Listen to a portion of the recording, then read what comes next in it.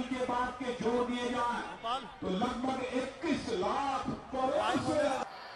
और मैं तो यह भी कहना चाहूंगा कि चाहे कितना भी बड़ा कोई नेता क्यों न हो, यदि समाज की अंतिम सीढ़ी पर बैठा हुआ व्यक्ति भी यदि भ्रष्टाचार के मामले में उस पर उंगली उठा देता है तो उसका नैतिक कर्तव्य होता है कि जनता की अदालत में खड़े होकर वह सफाई दे। यदि जनता संतुष्ट हो जाती है तो कोई बात नहीं है, नहीं तो उसे स्वयं अपनी जांच की मांग करनी चाहिए। और मैं एक उदाहरण देना चाहता हूं, हमारे हिंदुस्तान के नेता जिनकी अंतर्राष्ट्रीय ख्याति है और आज एनडीए के चेयरपर्सन है भारत के पूर्व प्रधानमंत्री श्रद्धेय अडवाणी जी, इनके ऊपर भी इसी कांग्रेस पार्टी ने अपने ऊपर लगे हुए भ्रष्टाचार के दाग को छिपाने के लिए एक बार बेबुनियाद निराधार आरोप हवाला के मामले में लगा दिया था। लेकिन वह एक नैतिक बल था श्रद्धेय अडवाणी जी में, जिन्होंने कहा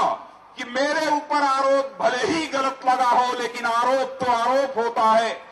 मैं संसद की सदस्यता से त्याग पत्र देता हूं और तब तक भारत की संसद में कदम नहीं रखूंगा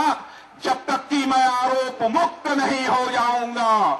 एक नेता एनडीए के श्रद्धेय अडवाणी जी, और वहीं पर वह क्वात्रोची जिसने कि उन बोफोर्स तोपों की खरीद में दलाली खाने का काम किया था, जिन बोफोर्स तोपों को लेकर हमारे और आपके घर में पैदा हुआ जवान सेना में भर्ती होता है और उन तोपों के सहारे अपने सीने पर गोली खाकर वह भारत की सीमाओं की रक्षा करता है। उन तोपों की खरीद में दलाली खाने का काम जिस क्वात्रोची ने किया था, उस क्वात्रोची का सीधा आना जाना रहा है तो कांग्रेस की अध्यक्षा के घर में आना जाना रहा है।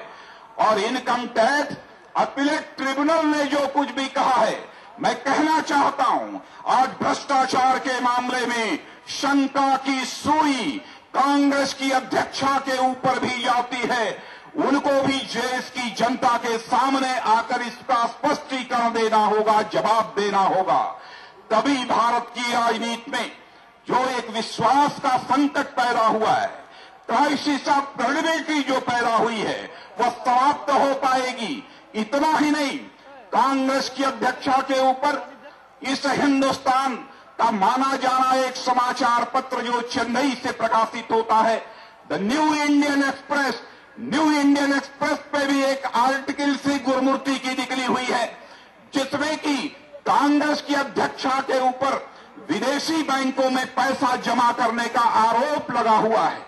मैं कहना चाहता हूं, आरोप सही है गलत है मैं नहीं जानता हूं,